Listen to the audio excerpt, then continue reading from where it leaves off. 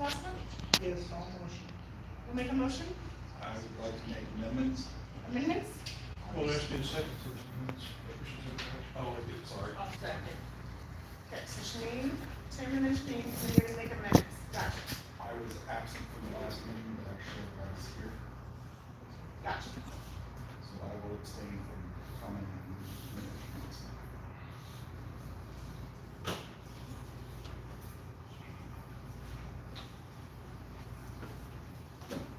Okay. We will go ahead and amend this.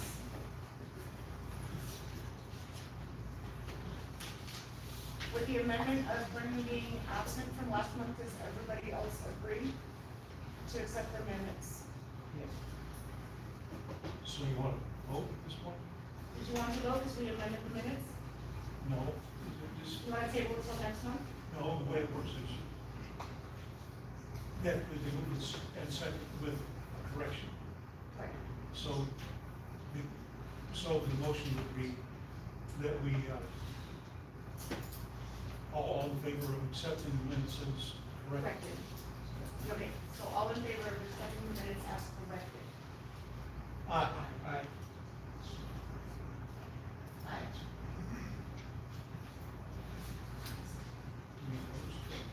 Any opposed? No. Okay. So now we're gonna go ahead and move into our guest speaker. Our guest speaker will be,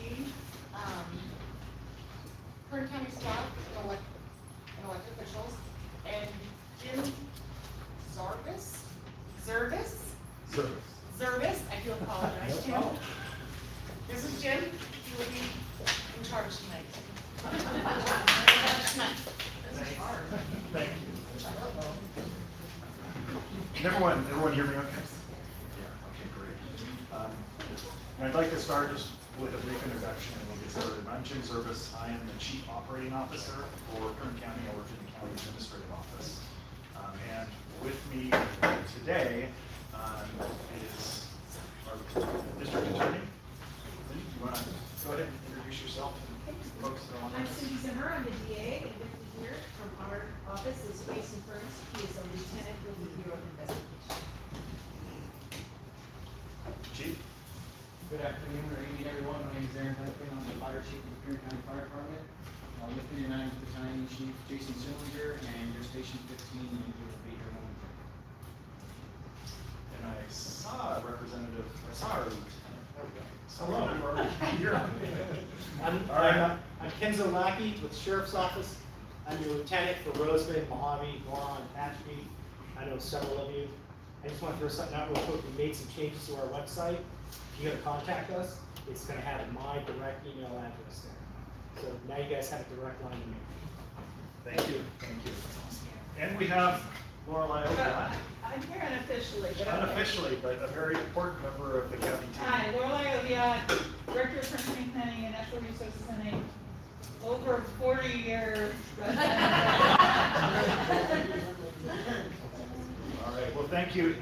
One thing as we get started, we are not here to tell you how to vote or to advocate for any position on this subject, which we're going to talk about, which is proposed 1 cent sales tax in the unincorporated areas of Kern County. We are here to educate, so we're here to explain to you all what this measure is, why it was brought forth, and to be able to answer your questions and do that to the best of our abilities. So I just want to really stress that we're not here to tell you how to vote at all. We're here to bring education, and we're doing this all over the county. So today we're here in Rosamond. We have about 25 of these scheduled all throughout unincorporated Kern County, just to talk with community members in unincorporated areas. Let me start by just talking about the difference between our unincorporated areas and our incorporated cities. In Kern County, we have 11 incorporated cities, right? You've got Tehachapi, Bakersfield, Arvin, Ridgecrest, and there's 11 of those. Those cities, those residents receive some services from the county. We provide library services, we provide district attorney services, health and human services. There's a number of things the county does for all of our residents, including those incorporated residents. Beyond that, we have about 305,000 folks like you here in Rosamond that live in unincorporated areas. And that's different because you all, and those 305,000 residents, rely on the county for all local government services, including public safety, police, fire, sheriff's deputies, planning, land use, all of these types of local services that you receive directly from the county. There's no city supported. Those 305,000 residents, like you folks in Rosamond, rely on those services from the county, and we fund those primarily with property tax and sales tax collected in unincorporated areas of the county. So in Kern County, that is largely driven by oil and gas and agriculture. Those are the base industries in Kern County, and about 90% of discretionary revenue for the county comes from those sources. So the county has about a $3.2 billion budget in total with a B, but only 400 million of that, roughly, is available for discretionary uses. So all of the other funding that make up the 3.2 billion are really federal and state programs that the county delivers. So health and human services, public health, there are state and federal mandates that we deliver those programs to community members across the county. We have about $400 million in order to provide those frontline, those essential services to folks primarily in unincorporated areas of the county. So just keep that in mind. And that number has stayed roughly the same over the past decade. It's hovered right around 400 million. In fact, it's actually decreased a little bit, and we'll talk about why that is. So the county's economic base is oil and ag primarily. We are unique. There is no other county in California. There are 58 counties in California. No other county in California is tied to the oil and gas sector like Kern County is. We produce roughly 80% of the state's oil and gas total production comes from Kern County. That is a main economic driver in our county. That is the main tax revenue in our county. It impacts property taxes because of the assessed valuation of those minerals in the ground count towards property tax values. It impacts our sales tax valuation because our sales tax receipts largely come from business-to-business type transactions. So it's companies buying things from other companies, pumps, supplies, tractors in the ag industry, fracking sand, all of these types of kind of business transactions. It's our largest sales tax generator. The second largest is travel plazas, just oddly enough. So we have a significant number of these kind of travel plazas in unincorporated areas where people coming through stop and fuel up and get some food or whatever, and they generate a significant amount of our sales tax. Very little of our actual sales tax comes from consumer transactions. So general consumer goods. It's about 6% of our total, to kind of put that in perspective. Incorporated cities generate most of their property tax by residential development and industrial development. So they don't rely on oil and gas valuations because they don't have those oil fields within their property tax base. And they rely mostly on consumer good transactions that generate their sales tax. So the economics in the unincorporated county are very different than incorporated cities. And they're unlike any other county in California because of our unique tie to the oil and gas sector, both for employment, jobs, but also for just the raw tax base that generates revenues for us to provide these essential services to the county. So what's happening is our economy is being changed, and it's being forcibly changed by policies coming out of Sacramento, primarily impacting oil and gas and ag. In ag, we've got a water shortage that's causing significant challenges on the agricultural side. We are going to see thousands or tens of thousands of acres of farmland being fallowed because of the inability to get water, overdrafted water basins that are under state management. On the oil and gas side, it's frankly a bigger impact. We have a state that is driving our oil and gas sector into extinction. They've shut down the ability to get new well permits. They've shut down the ability to get permits to do well stimulation. And by 2045, the state has set a policy that says there will be no more oil and gas extraction in California. None. Remember, we produce 80% roughly of the oil and gas. That uniquely impacts Kern County. So if companies can't monetize the minerals in the ground, they're not assessed for tax value. So we've seen a decline in our property tax base because of the oil and gas sector. It doesn't impact the city of Bakersfield, it doesn't impact the city of Tehachapi. It has a huge impact in unincorporated Kern County. Our oil and gas valuation over the past 7 years is declined 64%.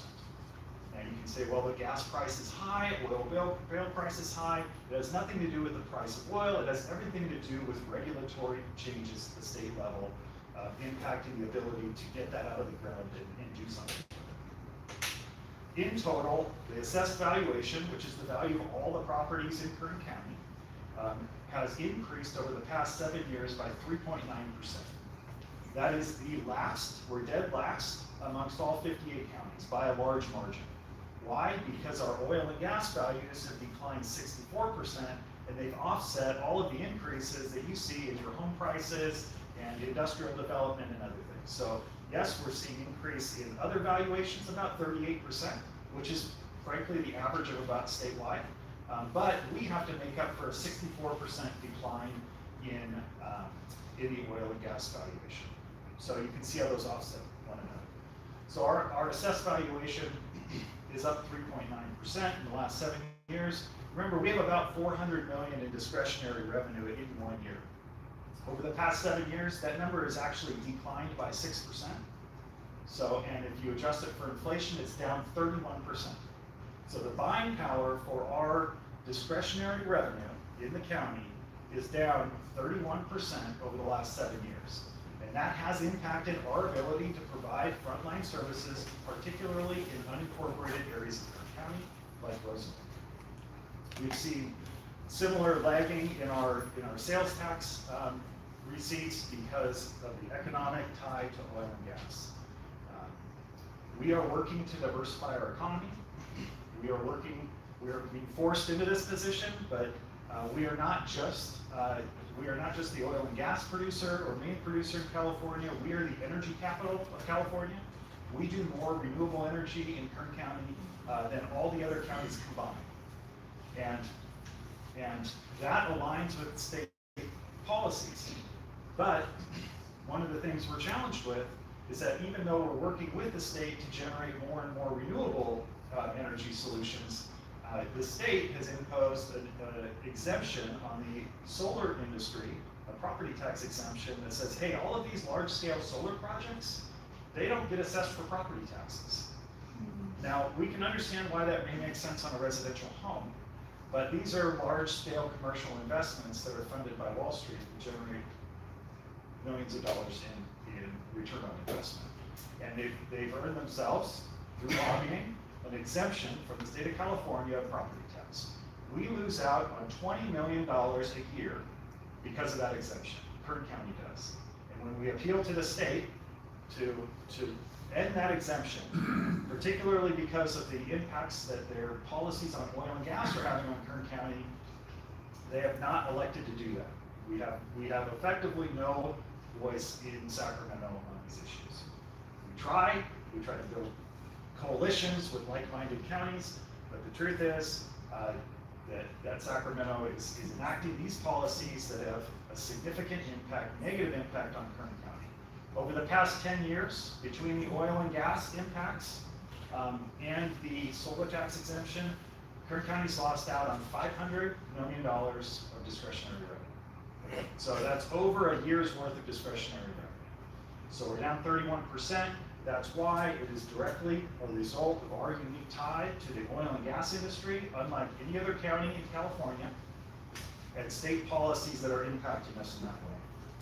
So what are we doing? We are working to diversify our economy. I mentioned, the solar and wind, the renewable side. We are working to be a carbon management leader, the center of excellence for carbon management, which could be a whole nother industry in itself. We are working on diversifying more into advanced manufacturing and aerospace. We're working hard to diversify the Kern County economy to bridge that gap, but those are long-term projects.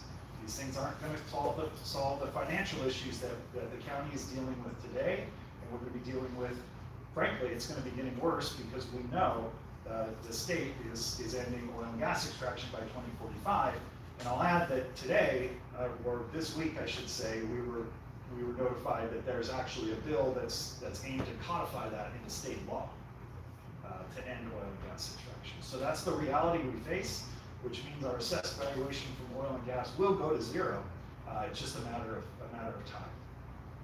So we're working to diversify our economy. We're also living within our means, which means we've had to cut county department budgets in order to live within the discretionary revenue that we've seen, and that decline of 6% or 31% when adjusted for inflation. Those are real cuts. We've cut $44 million out of the county's general fund budget over the past 5 years. And some of the departments that have had those cuts are here and can testify to the types of service level impacts that's caused. You see it when you look around the community and you see the level of sheriff's deputies that we've got available to us. We've got closed substations. We've got a number of real impacts, frontline service impacts. That's what it looks like when we're living within our means, and those means are shrinking by 1/3 over the last 7 years. We have been polling the community over the past year. We did 2 fairly large-scale polls to understand the temperament, we understand the needs within our community, what people say is important. We polled once about a year ago and then once in May and June of this year to understand, what are the needs. And what we've heard, particularly from unincorporated places like Rosamond, is public safety. People are concerned with maintaining and improving frontline public safety, recruiting and retaining firefighters and sheriff's deputies in particular, 911 response, property crimes, homelessness, mental health addiction, those types of challenges, but really the top 10 needs in the county, 6 or 7 of those top 10 were direct public safety related issues. Outside of that, there are some quality of life things. People are concerned with code enforcement, with, like I said, homelessness and mental health, and infrastructure needs. People are also concerned with economic opportunities, the ability to see local businesses thrive and bring in new employers. They're worried about their ability to provide in the future, which makes sense when you look at the outcomes, the employment outcomes of the state's policies on oil and gas and the implications of the drought on ag. So we've done polling mostly to make sure that we understand the needs in the community and align those needs with the budget that the county does have. So when we say we're living within our means, public safety is the primary concern, and that's by far, it's like 90% almost of respondents said they were concerned about public safety. So we're making sure that the county's budget is aligned that way. We're fortunate, our board of supervisors here has prioritized public safety for a very long time. So we are very well aligned in that way, but we are struggling to recruit and retain people to fill those positions, quite frankly, with a shrinking budget and a rising population. We used to have, 7 years ago, we spent about $476 per person in Kern County. Our budget's been going down, our revenues are going down, our population's going up. That number today is $317. So 476 to 317. That's real spending, real revenues that are available to service the people within our community, particularly the unincorporated. So we know that people are concerned. We understand the resources we have. We are living within our means. We're doing what we can to diversify our economy. But we asked people, well, we were polling, we said, would you like to consider a sales tax, a 1-cent sales tax to meet these needs that you expressed? And a majority of the folks said they wanted to consider it. About 64% said they wanted to consider it. The county did this in 2018, didn't go very well, failed to pass. There wasn't a lot of education and public understanding of the needs within the county and the reasons for it. So we're out here to talk to everyone and make sure that people understand the reason that this was decided to move forward. So with that information, we did a couple pretty lengthy presentations to the Board of Supervisors to explain the community polling, to explain the financial challenges that the county has. And the board directed our staff to come back with a proposed ordinance that would increase a 1-cent sales tax in the unincorporated areas. They basically said, not basically, they did say, let the voters decide. Let the people decide what level of service that they want. If they're happy, if they want a higher level of service, here's a way to pay for it. If they don't, and they're satisfied with the current level of service or really the constraints, because we're going to see few challenges as we move forward, let the voters choose the level of service that they want. So the board didn't say, hey, approve a tax. They said, let the voters decide. So we crafted that ordinance. It is Measure K. We got a measure letter yesterday. Measure K, it's the unincorporated public safety vital services local control measure. Public safety is the priority for this because that's the priority that we heard from the community. It is a general tax, meaning that it does, I can't tell you today, all of it's going to go to public safety because as soon as we say all of it's going for a certain expenditure category, it then becomes a special tax. And as a special tax, it requires a 2/3 vote approval by the voters. A general tax requires 50% plus one. So we've crafted this measure to provide as much assurance as we legally can on how this money is going to be spent, while still maintaining it as a general tax so that we can have that 50% plus one threshold. This is an unincorporated measure only. The incorporated, it will only be voted on by unincorporated residents, folks in Rosamond. It will only be collected in unincorporated areas. And I explained to you that most of our unincorporated sales tax comes from business-to-business transactions and travel plazas, not consumer goods. Why? Because most of our residents do their major consumer shopping in incorporated cities, whether that be Palmdale and Lancaster, city of Tehachapi, down in the valley, it's city of Bakersfield's the big draw. So it's not collected in those areas, it's collected in unincorporated areas only. And the resources that would generate, roughly $54 million a year, would go to provide the frontline services to unincorporated residents only. So this money will not go to the city of Bakersfield. It will not go to the city of Tehachapi. It will go to places like Rosamond, like Lake Isabella. You were in Lamont not too long ago. Your unincorporated community. That's where the funding would go to address the community priorities, primarily public safety, infrastructure needs, law enforcement, firefighters, those types of things. This is a sales tax, so it's similar to existing sales tax. Sales tax in unincorporated, well, California sales tax has a minimum. The lowest legal level of sales tax in California is 7.25%. That's what we are in Kern County, unincorporated Kern. The highest is 10.25%, unless you get special legislation to approve a higher rate. So Palmdale and Lancaster are 10.25%. So Kern County is the lowest legal level, 7.25%. 6 of our 11 incorporated cities have already done a sales tax measure very similar to what we're talking about, that have increased it 1% to 8.25%. City of Bakersfield's on that list, City of Ridgecrest on this side of the mountains. Down in the valley, there's 4 more. Bakersfield being the big one, but Arvin, Delano, and Wasco. So 6 of our 11. 2 more are on the ballot in November. So City of Tehachapi and City of McFarland both have ballot measures very similar to this that are on their November ballot. Why?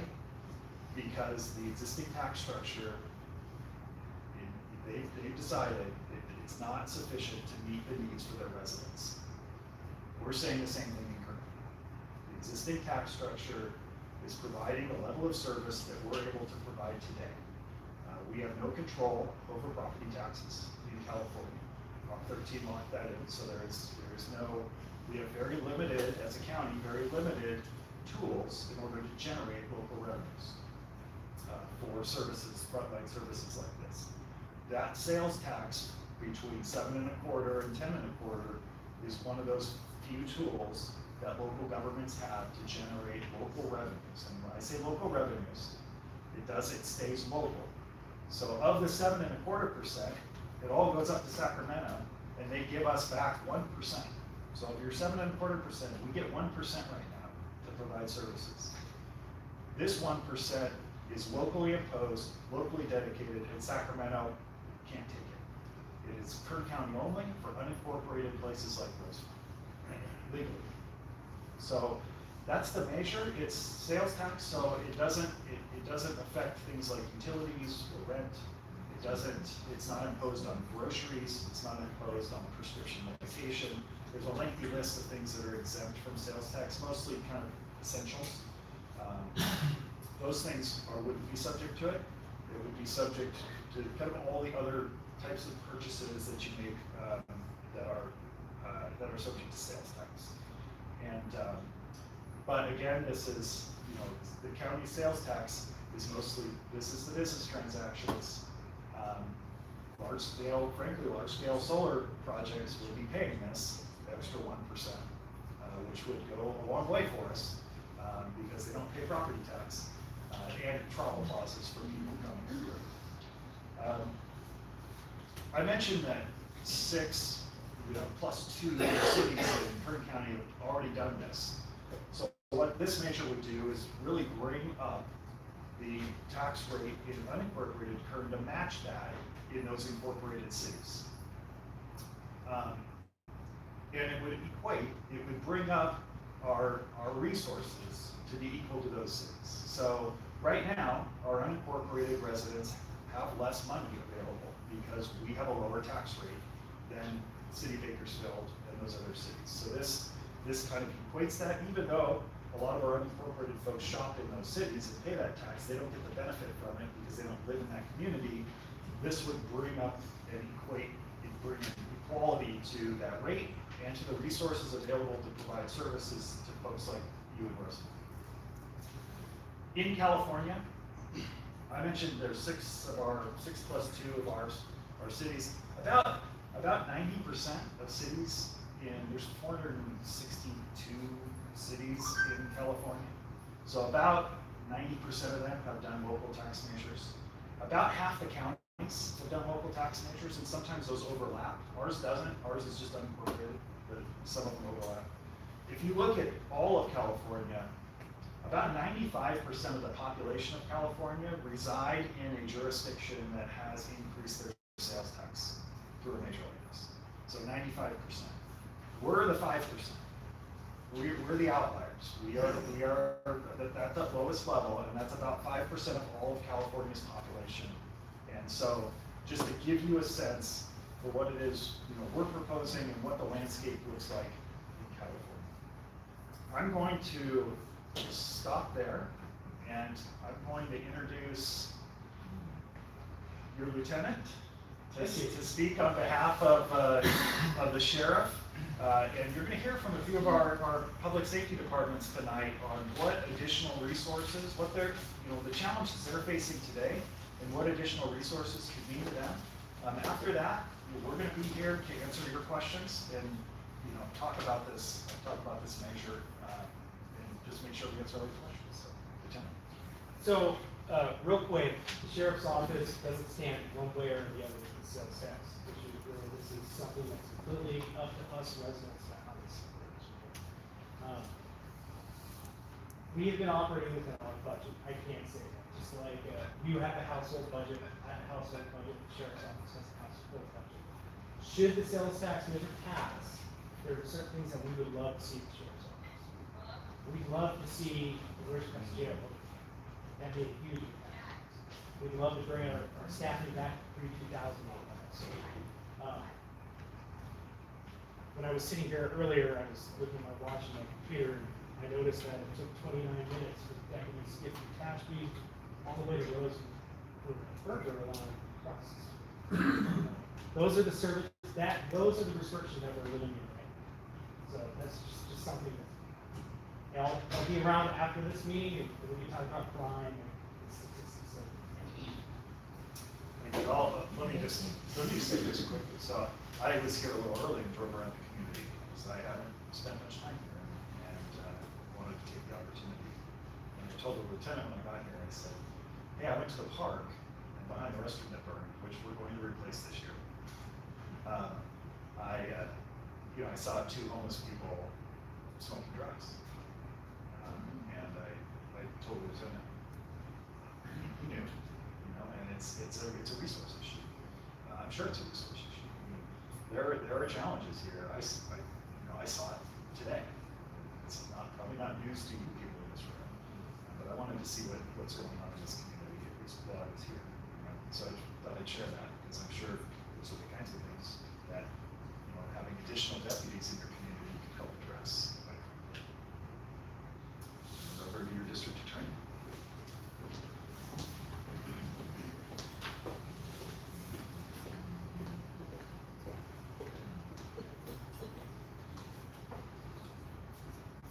Good evening, and thank you all for coming out to this meeting tonight. We have a very close relationship with the Kern County Sheriff's Department. When they make arrests on cases, they bring them to us. So we hold people accountable who have been arrested out in the streets. You probably have noticed in the last 10 years there has been a very large increase in crime. Homicides, robberies, homelessness, drug abuse, theft. And it's been about in the last 10 years that we've seen this greatly increase. Why is that? That is because Sacramento's policies have enabled criminals. It prevents us from holding them accountable. We have a lot of challenges.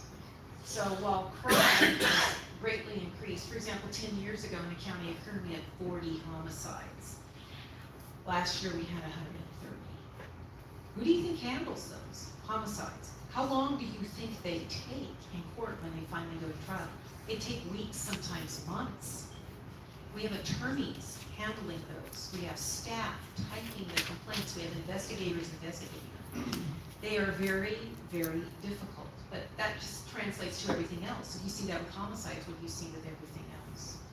So we have a huge increase in crime and a decrease in personnel. In 2015, we had almost 100 prosecutors in the office handling cases. Today, we have 75. So I have to stay within my budget. I can't hire people with promises and then not pay them. I have to be responsible. And so we have a lot of challenges in law enforcement, very similar challenges to that of the Sheriff's Department. So I'm not here advocating for tax. I don't want taxes. I don't want to pay taxes. I've lived in unincorporated Kern. I lived in a Rosedale pocket down in Bakersfield for over 15 years. But I can tell you, you have to really think long and hard about what level of service that you deserve in Rosamond, California. And whether or not, at what point are we going to get, or are you going to get to the point where you call 911 and nobody comes, right? Because it's heading in that direction. So I'll stick around after the meeting tonight if you have any questions for me. Thank you very much. Oh, and at this point, I think we have the fire chief. Chief Duncan wants to speak to you.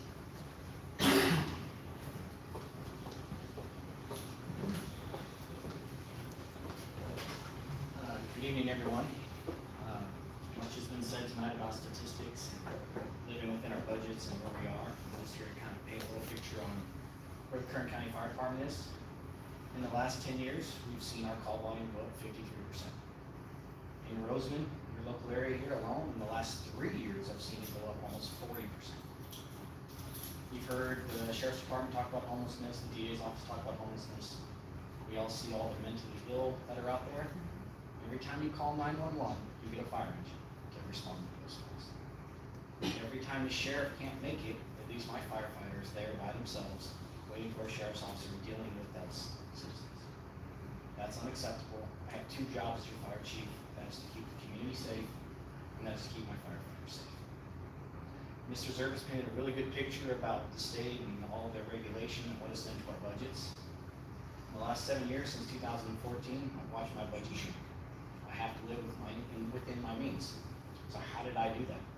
I stopped investing into my fire department. That means no new engines, no new fire stations, no raises for personnel, no opening new stations, bringing on extra firefighters to help the community. So while all the call volume is going up, we've added nothing to it. I've got fire stations out there that are built in the 1950s. They're not earthquake safe. They're not set up to protect my firefighters from cancer protections. I've got equipment that are running the streets of Kern County right now with over 250,000 miles, over 20 years old, that I can't get parts for. That's how we've been living within our means. 2 years ago, we had a brownout plan. Which stations were we going to close today so that we could live within our budget? We can do a lot better. So, as everyone said, I'm not here to advocate for it. I'm here to tell you what I can do with this tax money if it passes. For the community of Rosamond, I would be adding another engine to this community. I would say you're in the top 5 of all call volume in the county. This is the busiest area on this east end of the county. You need a second engine out here, fully staffed, to respond to calls. You guys have all seen it. How many fires have you guys seen in the last 6 months? Every day, right? Yeah. And it's not one fire, one engine. It's one fire, 7, 8 engines, because that's what it takes. So by living within our budget, that means I'm not adding firefighters. I'm down 40 firefighters right now. That means I have to tell firefighters they can't go home today. You don't get to go see your family because I need to keep you forced back over to keep the station staffed. I have a $30 million backlog of fire equipment. That's what it needs just to get to where we're supposed to be. That's not investing in the future. I have a $100 million backlog in fire station replacement. There's no way for me to dig out of that in my current budget. It's not possible. I have an aging helicopter fleet that is Vietnam era that I can't find parts for. I can't even find mechanics to work on my helicopters. We can do a lot better. So if this passes, this is what I would do for your community. I would bring on another engine. I would upgrade all the safety measures for my guys, make sure they have the best equipment they can to service your community. I'm around if you guys have any questions. Thank you for your time.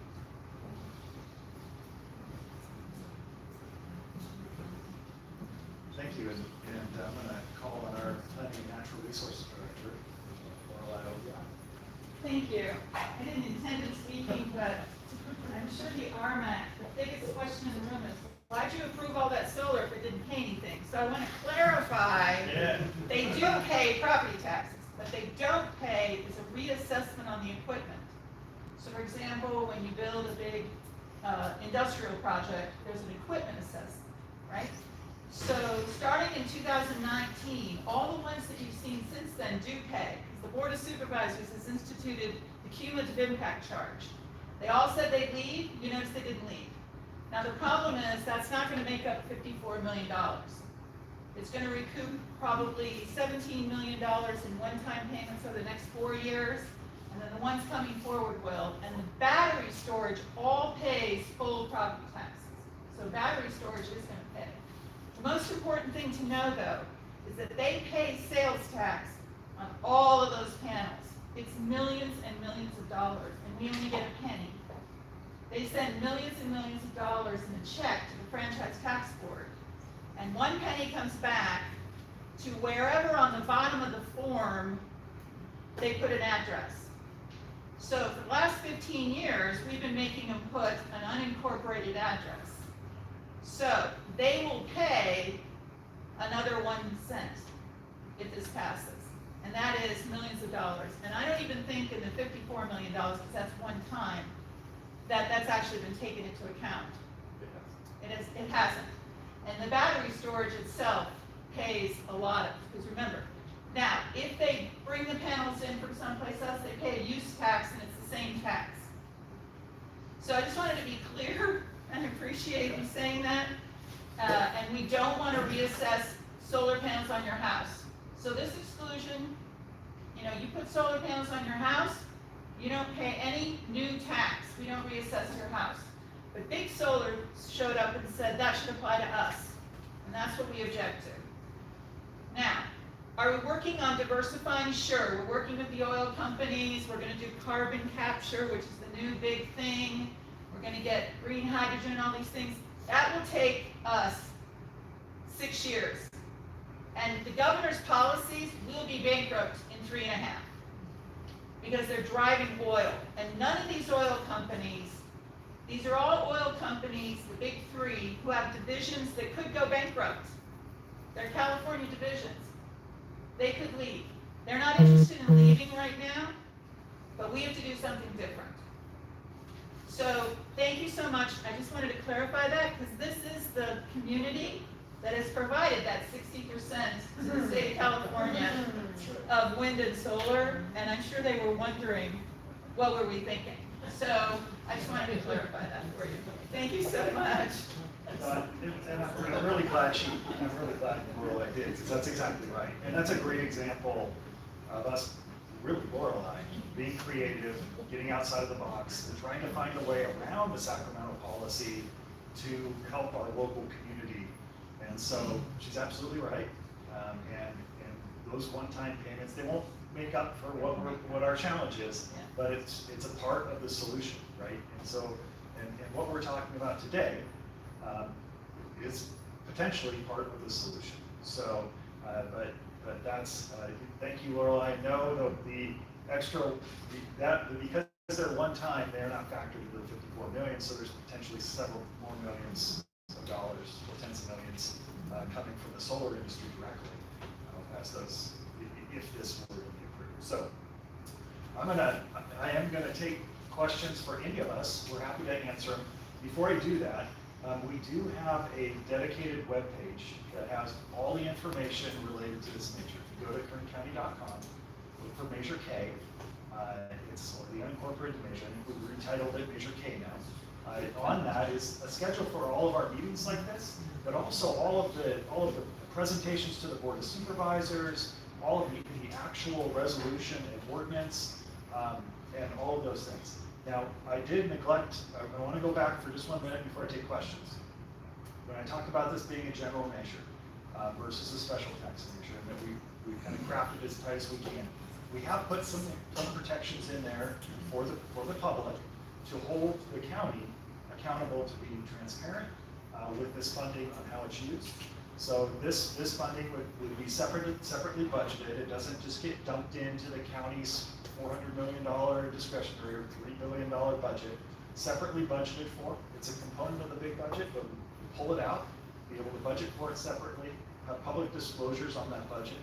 It's subject to separate audit provisions, so it'd be separately audited, and we would have public disclosures on those audits as well, available on our website and presented at a public meeting. It also involves a citizens advisory committee, so that will be a body, if this were to be approved, there would be a body of citizens involved in overseeing how that money is spent to make sure that it's spent in accordance with how the measure is drafted and what we're telling to the community about that. So I just wanted to clarify that, this isn't the same as a property tax or a sales tax. We're like, well, where did it go? You'll know exactly where it goes, and the public will have input into where that goes. So with that, let's take some questions. I do have a we'll pass around here. I'm pretty loud. My My question is, I'm retired law enforcement. I'm part of we're the largest police association in California. And what we're seeing is people who are being elected are anti-cop, defund the police. Hopefully that'll never happen here. And I talked to Scribner last time when the measure failed. I think if the money was guaranteed for public safety, we love our public safety, and I would vote for it right now. So let's say down the years with term limits coming in, we get a group in here who are anti-police, anti-public safety. What guarantees, and they don't want to fund that, and then they start taking that money, what guarantees are we going to have the same level of service there? That's my only concern is that funding in the state of public safety? If we get a rogue group in there that Yeah, look, it's a great question, and that's why I tried to talk about special tax versus a general tax, because legally, it's really doesn't have to be public safety. It can be used for other governmental purposes, right? The things we're talking about. Now, the sheriff and the TA and the folks that are talking about the needs in public safety are going to be advocating their positions for public safety. And frankly, I'm out here explaining to the community that this is to respond to those needs. That's the intent. There's nothing that guarantees it.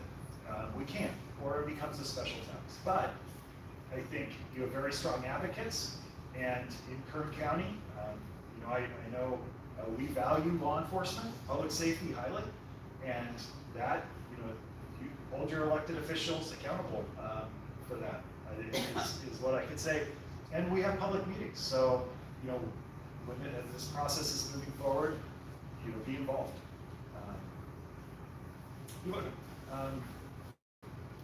Can I get someone to run the mic around, one of our guys? I'll do it. But you can also vote to have the tax taken off. You can put it on the. No, that's my concern. We love our public Yeah. safety. If they, here. if So, you're that's a elected, if they great go point. rogue. If they go rogue, you can put up a measure on the ballot to undo it. I mean, look at San Francisco, they went rogue and they learned their lesson. I'm hoping nothing like that would ever happen in Kern County. You're exactly right. I was just curious, Yeah.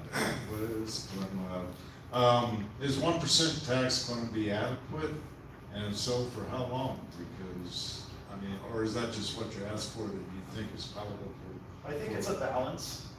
It's enough to get done the things that we're talking about, the critical, the vital services, the staffing level issues that we're talking about. It's enough to get that, and it's enough to bridge us. So we're talking about economic diversification and these projects that are going on. We've got a Indian casino that's about to take, that's a big economic diversifier. So we're doing a lot in that regard. The 1% is really designed to help bridge the gap between now and then and provide for those on an ongoing basis. So yes, it is. We're fighting over the I think you can you all hear me? So use the mic. I like the great education you gave us, it was very well done. Thank you. So you say we're gonna get 50 to 4 million in this tax. How much do you think will be allocated to Rosamond itself? It's not specific, it's not like you cut it up based on population or geographic size. It really is based on need, and we'll listen to our department heads, it'll be the sheriff, district attorney, the fire chief, what they need. One year, it could be an engine in Rosamond. How much does an engine cost now? About $1 million. 1.5 million.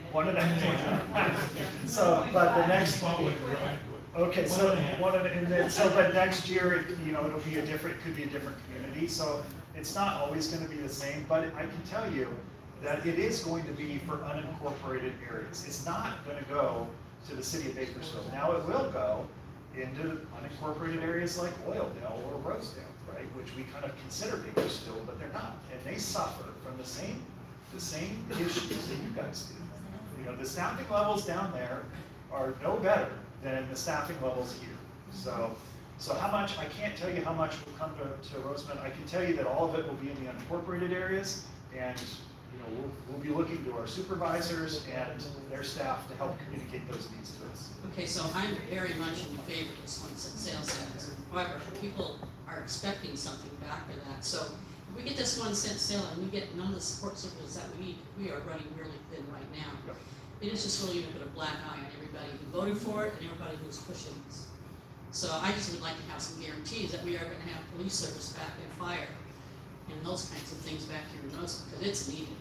That is what, and I can't speak for the sheriff, but I will.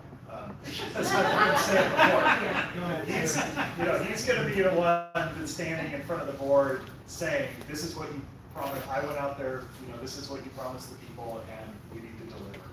And, frankly, I think, we're all of the same mindset. So I hear you, and I agree with you.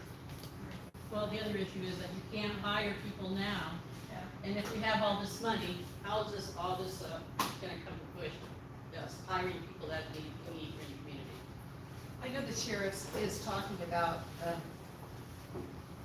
the sheriff talked at the meeting last night about trying to hire people who live in a community and paying them a $2,000 stipend to live in Rosamond, to live in the outskirts of Cashmere. So they will be local people that live here, and that's one of the uses we try to get people that are deputies that live here and care for the community.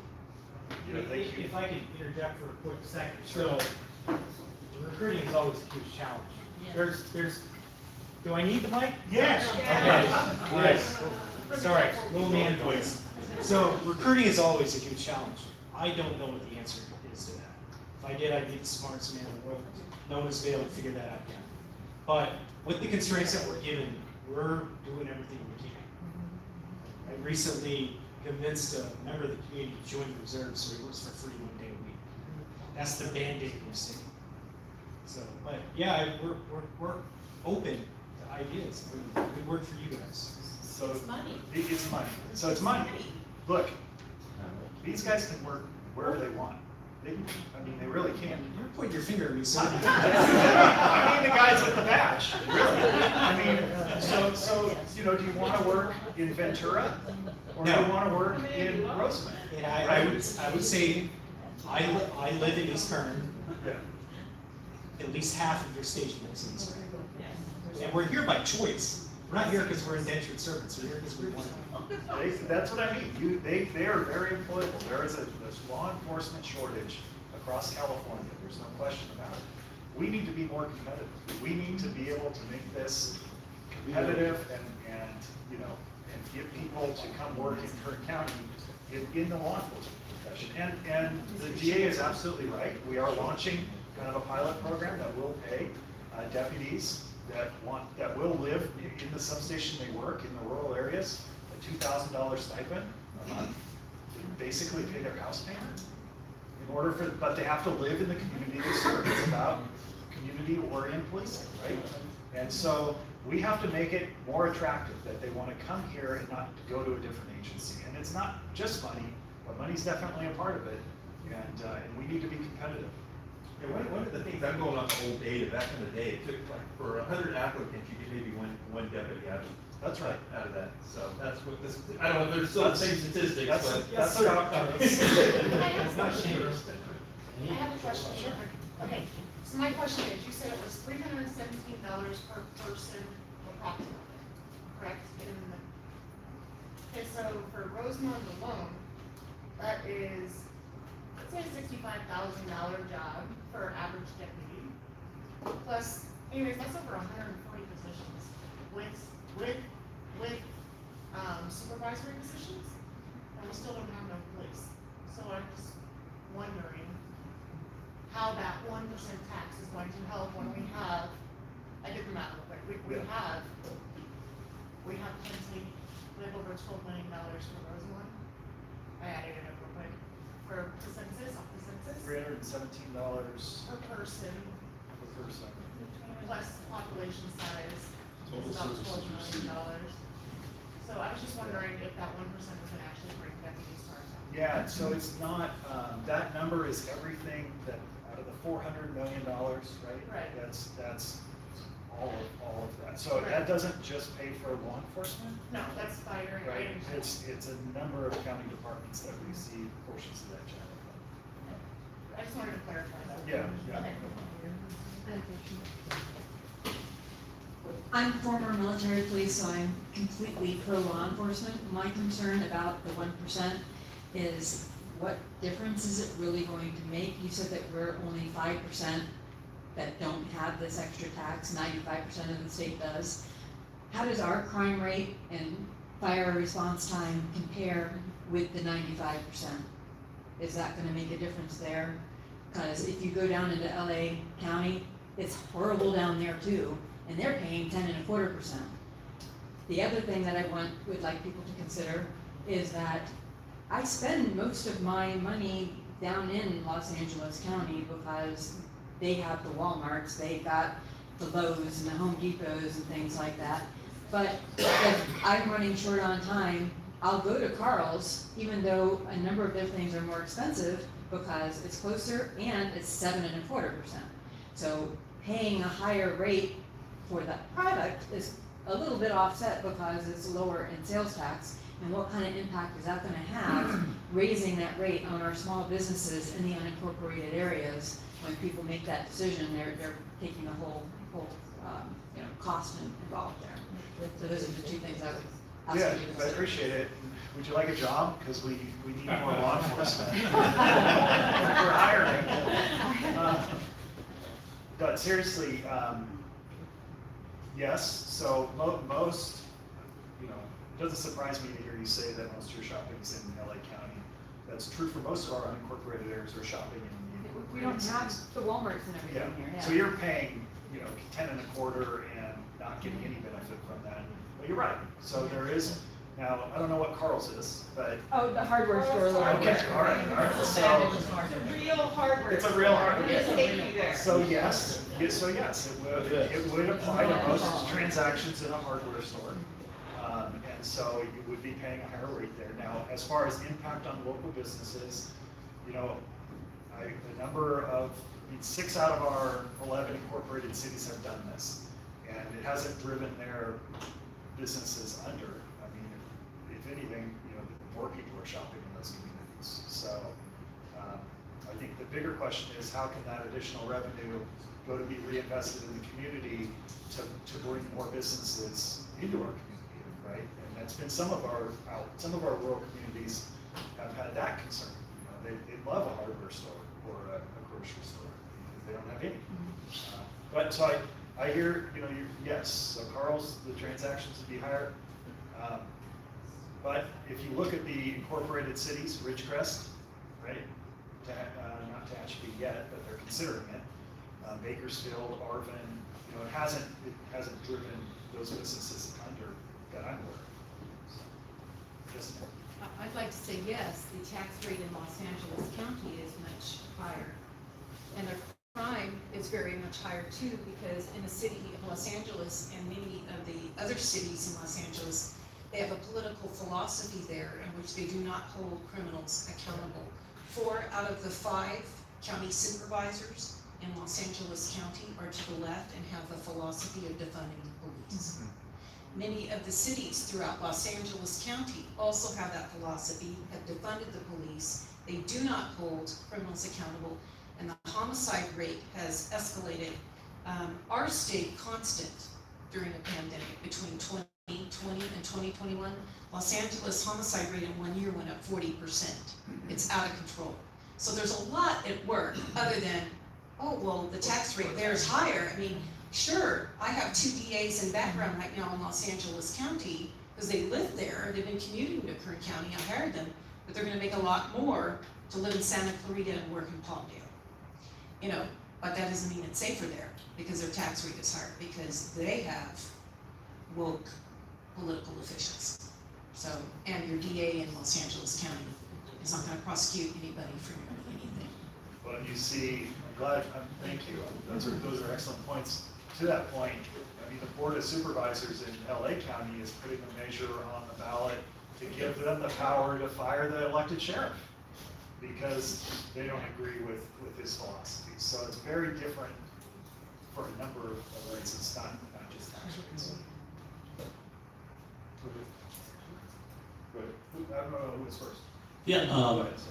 well, I live in this community for 35 years, and so far, taxes still have been going up, the property taxes.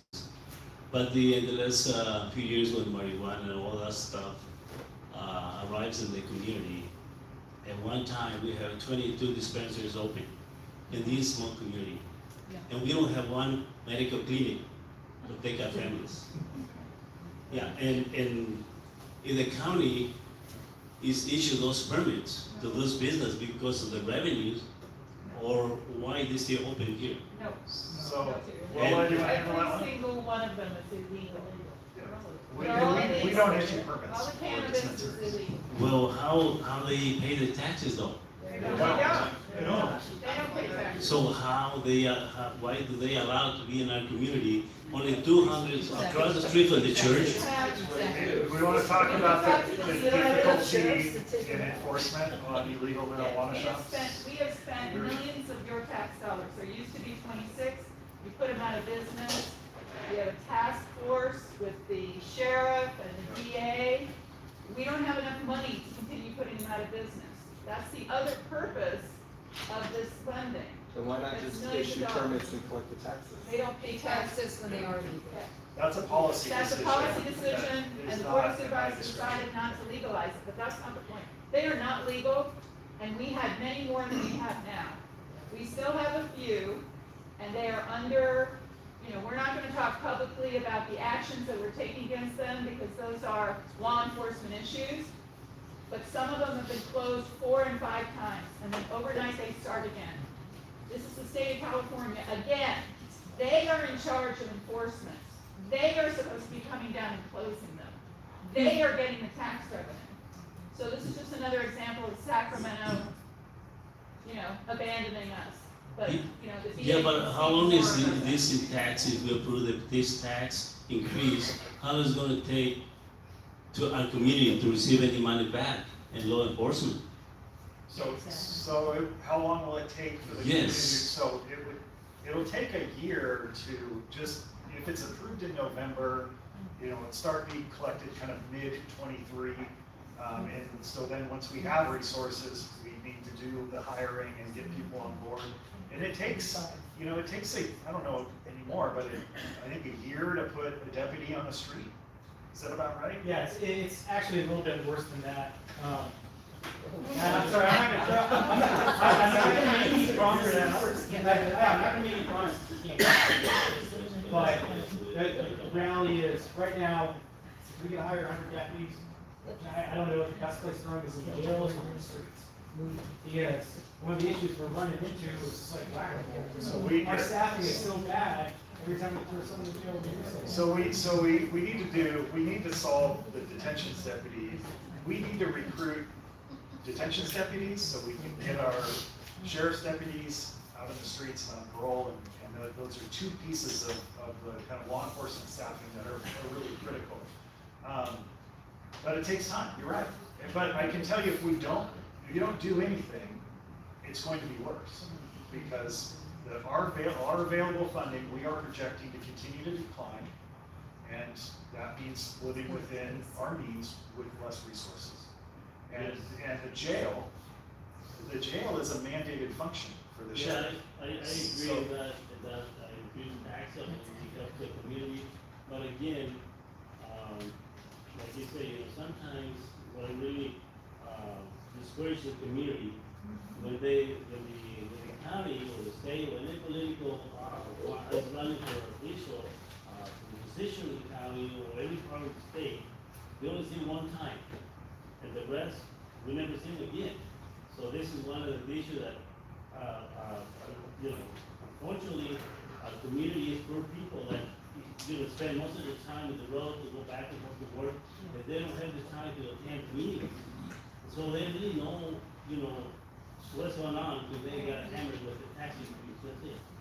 There's nothing they can do, unfortunately. Yeah, so we will be holding some virtual meetings too. So if people miss this but want to participate, we'll have some online that they can participate in. So we know that not everyone can be at our pre-scheduled meetings. So we'll be sure to get the word out there. As far as the people coming in and asking for their vote, I want to be really clear. That's not what we're doing. We are here to explain to you why the Board of Supervisors put this measure on the ballot, what the financial issues underlying that drove to that decision, and what it would mean for the community. And answer your question, we're not advocating for you to vote one way or the other.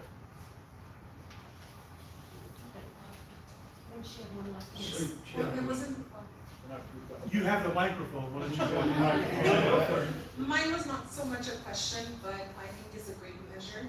We can only hope that the funds are used wisely, especially for law enforcement, because it is hurting our businesses. I'm a business owner. I lived here in Rosamond for over 20 years. A lot of you know me from the bank, Antelope Valley Bank. Where did the bank go? It left. And now I opened the immigration office, and I work directly with Department of Homeland Security. The same thing is happening to them. They have a backlog, they don't have staff, everything's taking long. So things like this have to happen for it to get better. And hopefully it does get better, because it is hurting our businesses. I managed the Rosamond Plaza, and all business owners got together, and we were thinking of hiring private security, and that's costing us over $300 a month for all of us, and they're willing to pay it, because what's gonna happen, all the businesses are gonna leave, and it's gonna hurt the population here in Rosamond. So I think it's a great issue. Thank you. That gentleman in the back.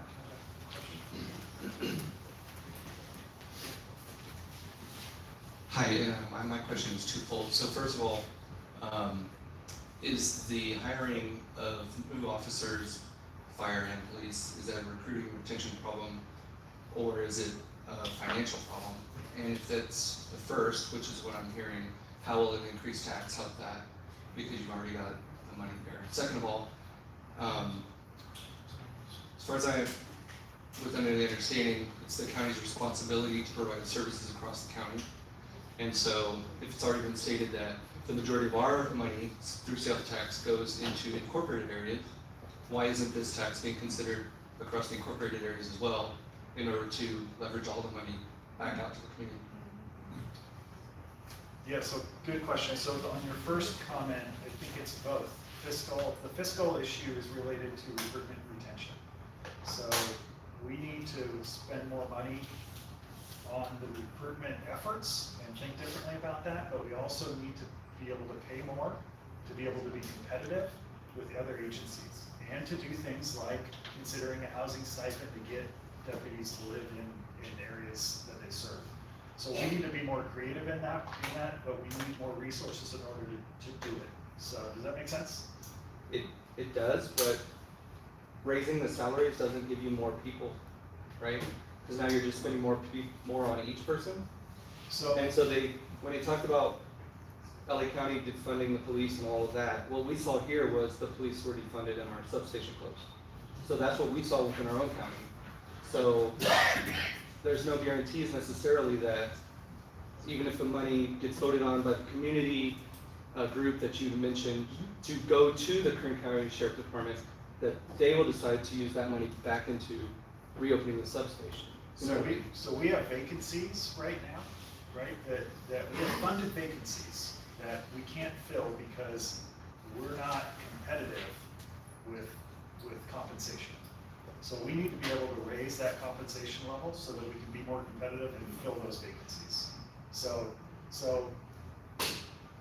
does that? It makes sense, I just don't know if that really works. I mean, if you don't have people here that are qualified and wanting to do that job, paying them a little bit more might get you some, but I don't know that it will really. Yeah, so it's a marketplace. Right. And you heard from the DA a minute ago that she's losing 2 attorneys to LA County.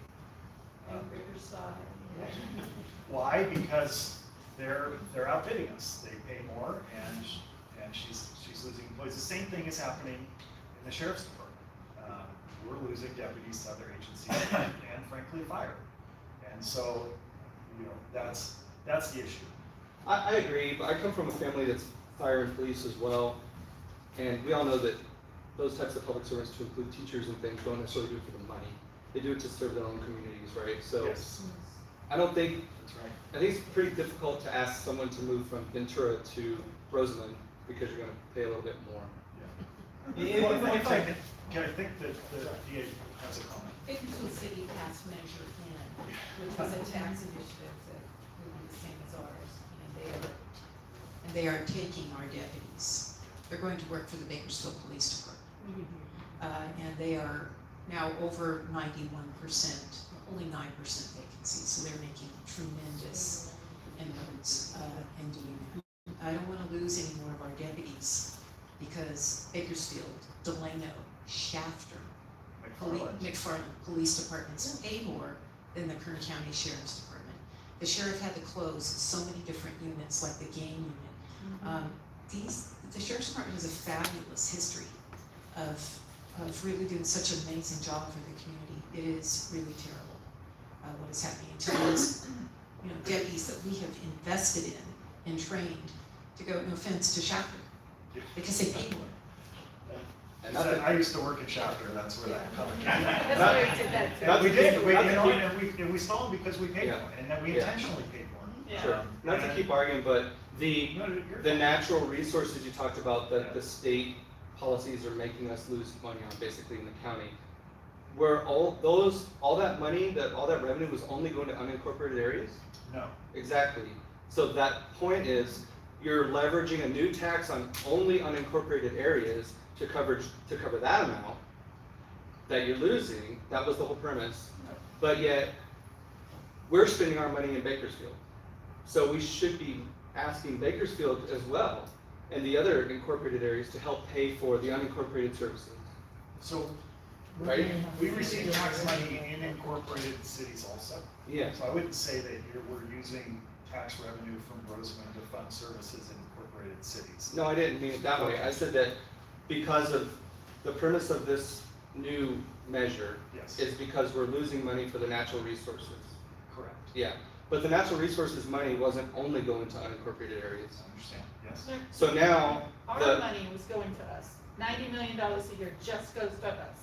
And then the city gets their own money. Yeah, Okay. but now, the new tax that's being, the measure, Yes, is only unincorporated. and would only Right. fund Right. services in unincorporated areas. Right, but my point is that you're offsetting the revenue from the, Yeah, I think I see what you're. you had this money from natural resources Yeah. that was going to pay everyone in the county. No, our portion is the portion we're talking about losing. There's another 20 million that goes to the city. We're not talking about, we're talking $90 million that strictly goes to the unincorporated areas. That's all we're talking about losing. There's other money, it's almost $280 million total. So there's all this other money that's going to other places. So we're not losing, and we're not talking about any of the money that the city's losing. But I think it was a good Yeah. point. But are the So cities let's- also looking at a 1% so increase let's- for so this let's- purpose? They just Yeah. don't have as much. Some of them are. So yes, 6 of the cities already have it. Actually, 3 more are on the ballot. Okay, so Tehachapi, who doesn't have a measure in place, and McFarland doesn't have a measure in place, so they're both looking to do the same thing. And Ridgecrest is gonna add another 1%. So Ridgecrest, they would actually, if this measure passes on their ballot, would be at 9.25%. Now Ridgecrest is very unique. The financial tax base for Ridgecrest is unique because of the federal base, that's, everything there is non-taxable. So a lot of their economy is not taxed at all, which is just unlike anything else that we deal with. But my point is, yeah, everyone, they are all looking at it, with a few exceptions. We did talk about whether or not to do a total tax on the county. Maybe you do 0.5% on everything, including the cities. The concern is, we are concerned with being able to provide services in these unincorporated areas that have no city resources to support them. They're wholly reliant on us, right? And that's our concern. And when we looked at the numbers and we looked at the polling, we didn't want to risk losing a measure because people didn't want to pay more tax on top of Bakersfield's measure and money, and then miss out on an opportunity to raise local revenues for our unincorporated services, for people like here in Rosamond, because the funding that we got and the service levels we're providing now are not good enough, in our opinion. You know, that's ultimately a decision that the voters are gonna make. They're not good enough. And so we think a better strategy is to simply go raise up to match the cities, let the cities deal with their own issues with their own local taxes, and let us worry about our unincorporated residents like you folks in Rosamond. And that's why the funding's dedicated to provide for these types of services. Frankly, there are certain, not to get too in the weeds here, but there are services, like in the sheriff's department, that are mandated by law. He has to operate the jail, right? So he has to, that's a legal mandate. He doesn't have to patrol. So if he runs short on money, he has to staff the jail. He doesn't, so where does the service reduction? It's in patrol. And that affects our unincorporated areas because we don't patrol incorporated cities. We only patrol in unincorporated areas. So that's why, we see a need for this funding here. But I understand your point, and it hasn't gone without thought on how we deal with the county as a whole. So. Yes, sir. I understand the concern about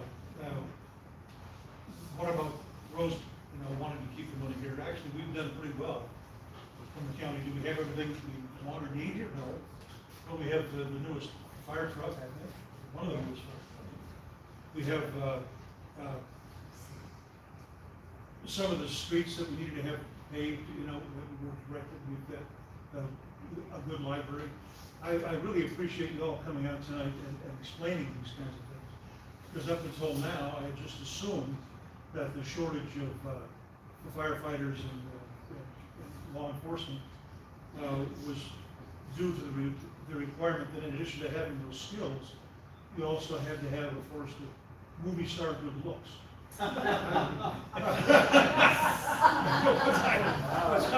Was I wrong about that?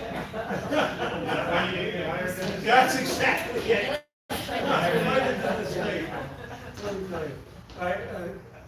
And could we maybe get the cheaper upholstery? $1.5 million seems like an awful lot of them from. Oh my God. But let's face it, this is late for these folks. And don't we appreciate them coming out and explaining this to us? Thank you very much. So thank you all. I will stay as long as people have questions. So we can close the meeting down and let people go. But I'm happy to stay and talk with you if you want. And I just encourage you, if you're interested, go to our website. There's a lot of information about Measure K, the Kern County, public safety, vital services, local control measures. So thank you all for coming out. I appreciate it. Sure. Why don't you come on up? Okay, so let me go ahead and finish the meeting real quick. Let me close the meeting real quick. Okay, just 2 more minutes, guys, please. We do have somebody from Edwards Air Force Base that would like to speak to us at the meeting, so I'm going to turn the floor to them. Excuse me. We're not done. In October, we're going to have an air show. Yeah, we're not going to affect the town. Let's hear what they have to say. Thank you. So I'm Danny Gazelle. I've owned a home here in Rosamond for 30-some years. My son lives here now, and I live down below. I am the Chief of Community Engagement for Edwards Air Force Base. Dennis finally decided to retire, and I was able to take over his job. But we do have an air show coming up at a big STEM Expo, October 14th, 15th, and 16th. How many of you were here back in 2009 when we had that air show? Okay, so this is the people we want to talk to. So I'm going to bring up Major Sam Freeland. He is our air show executive director. Is that the right title? He is the air show director. So he's heading up this whole thing. And he's going to talk about the traffic control with this air show coming up and other things. Yes, so October 15th and 16th, open to the general public for those of you who are non-DoD card holders. Otherwise, the 14th is going to be open to those who normally have access to the base as a rehearsal, kind of a dry run for them. And a huge component for us this year too is our STEM Expo. The Friday we're actually opening up at schools across Kern, LA County, and the local area. The initial interest count was 10 to 11,000 students. So really using a lot of those Edwards technical expertise and resources and targeting students to learn and inspire, whether they want to be in the Air Force or whatever they want to do to kind of serve their country in the future and give back there. That we are able to get one of our largest buildings on Edwards dedicated to that. Currently 50 to 60 STEM Expo booths with hands-on activities for kids. So for those of you who have kids who think that would be great there, I know I told my son that there's a robotics field and he has to go. So, but I saw a lot of hands for 2009, so I think one of the primary concerns, if anyone remembers that, is traffic.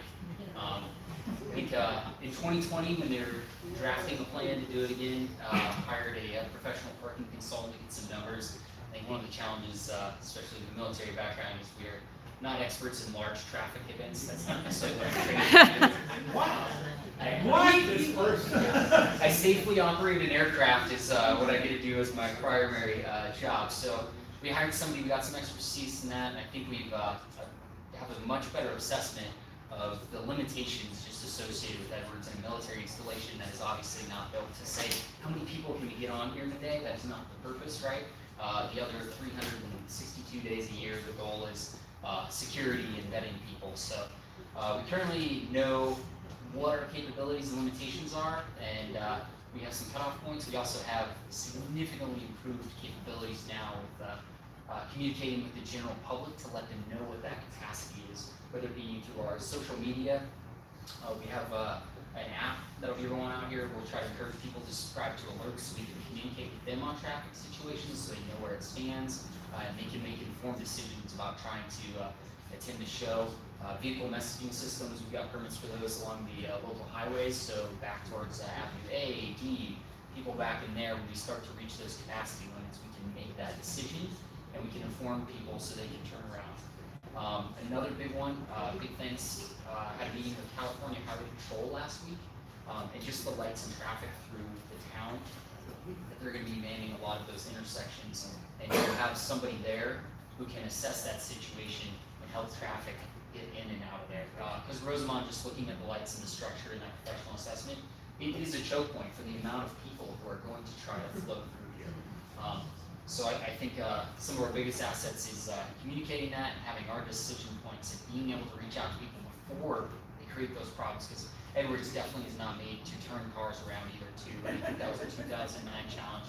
Have a lot of space to put people, but once they're there, they're kind of committed as far as how much traffic backed up the base, and when they did make those decisions, what they had. So we're backing up a lot of those decision points and identifying targeted areas where when we do inform people, they're at an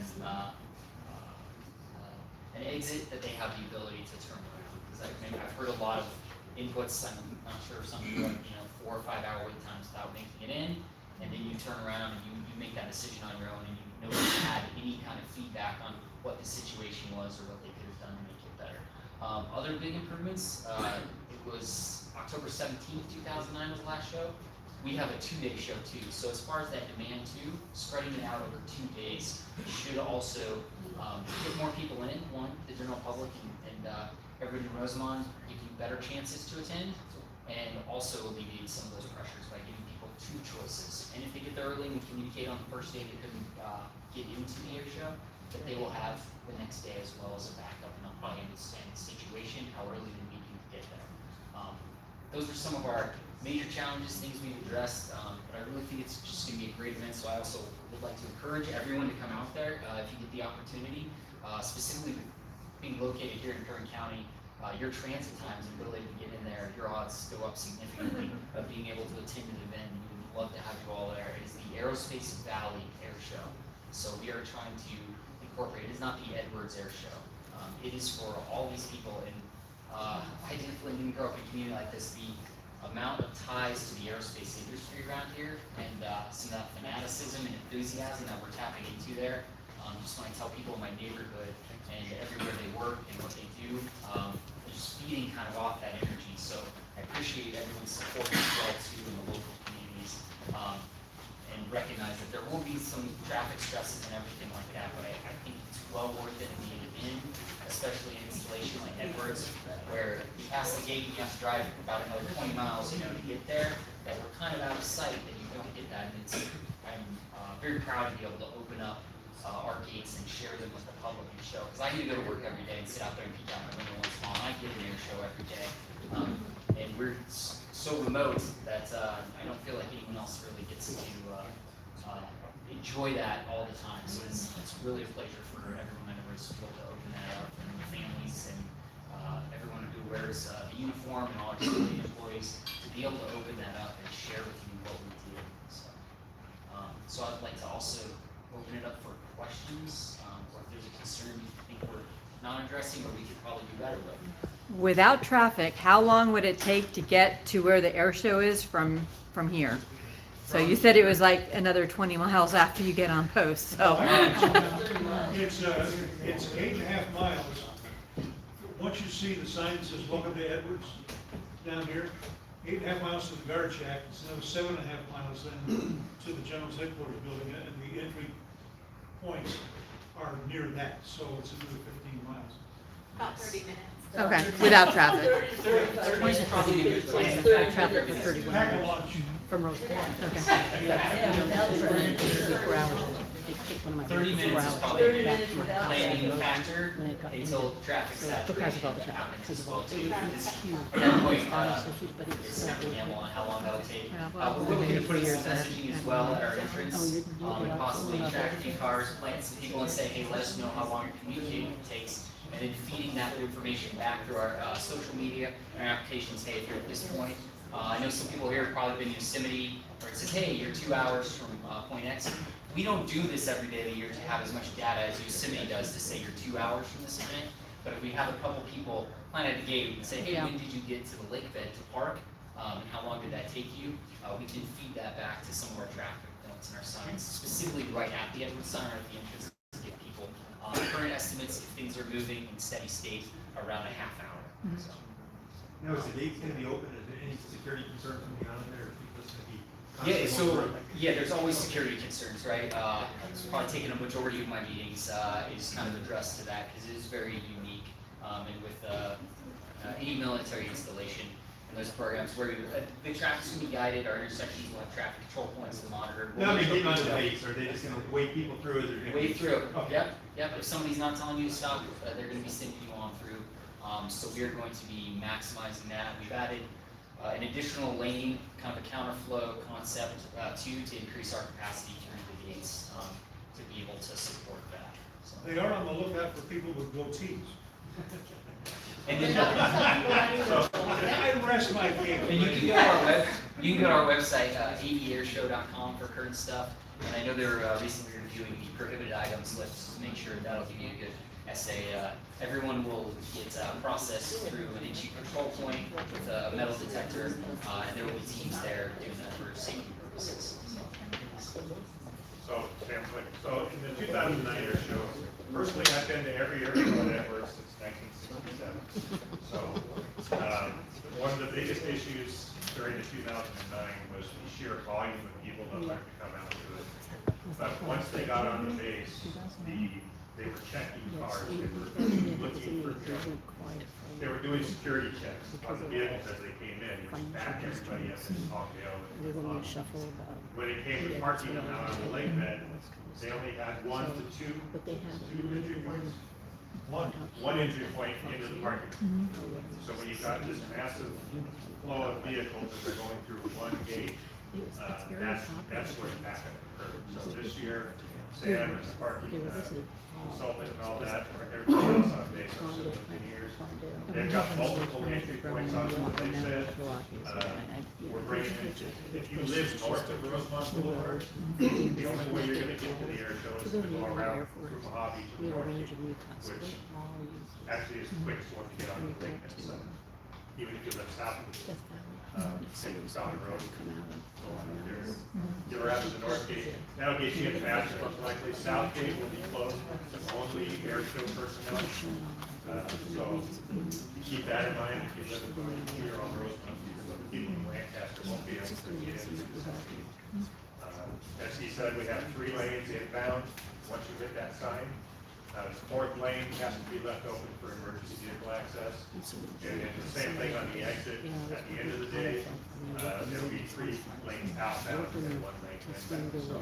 So that, with Kern County Road has agreed to reset the timers on the lights, right? Or they all going to be flashing? We initially engaged with Caltrans for the lights here. They said it's pretty easy to give favoritism to traffic traveling east and west on Rosamond, and they would increase the green.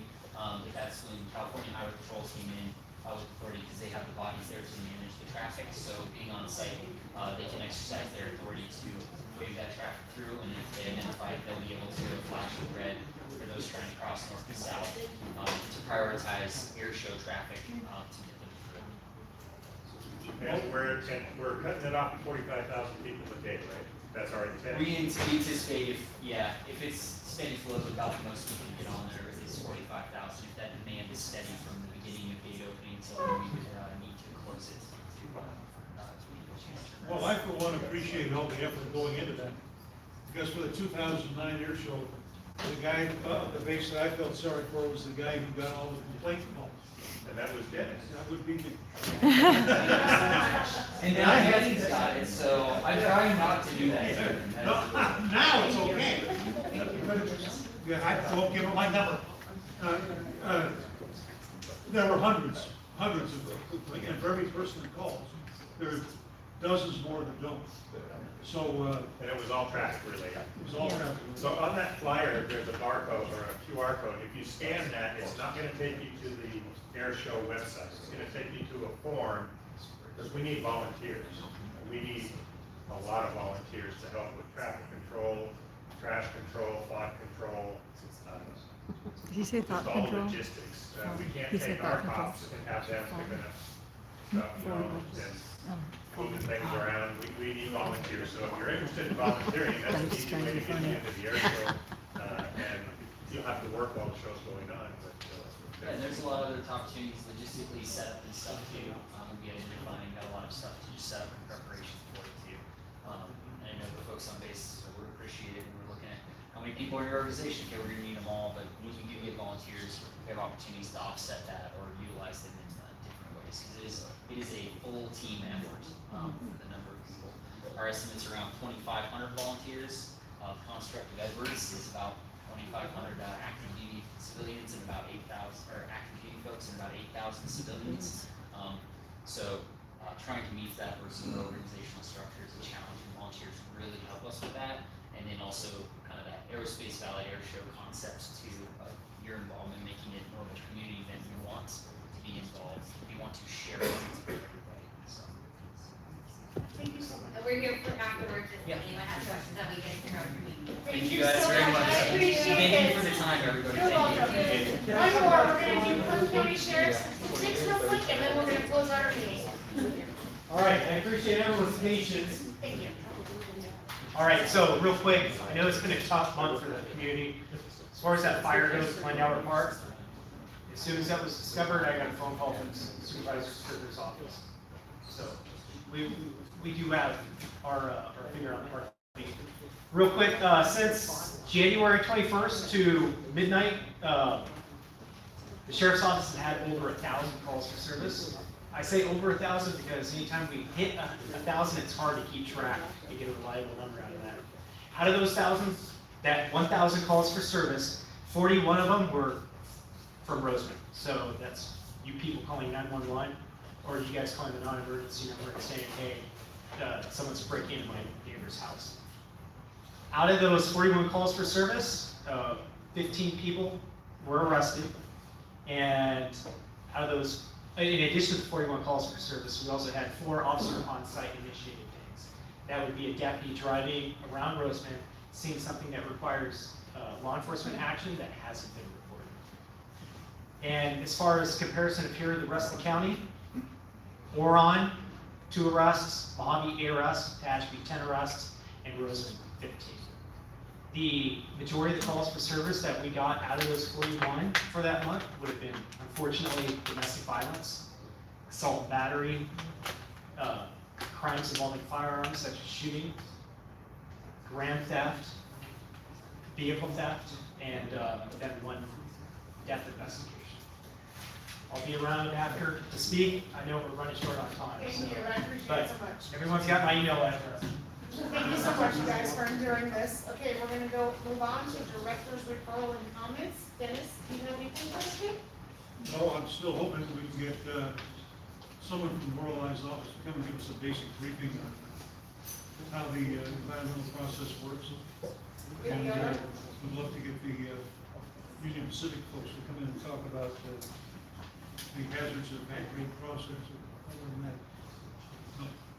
Okay, I will definitely write that down and check it out. Janine? Nothing at this time.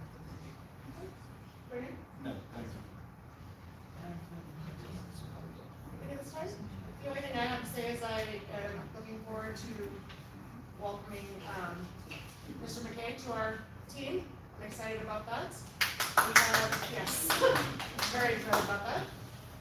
Election time is coming. I did re-register to rerun another year, so I'm hoping you guys will vote for me, Lisa Checkley.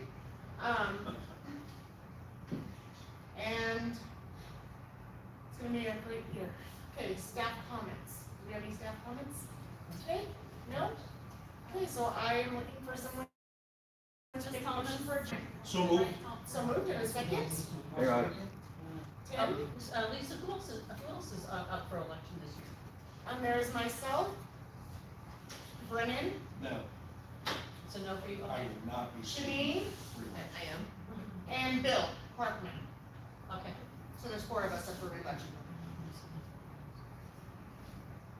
Does everybody agree to adjournment? Yes. We are adjourned at 8:37. Thank you guys all for adjourning. Yes, sir.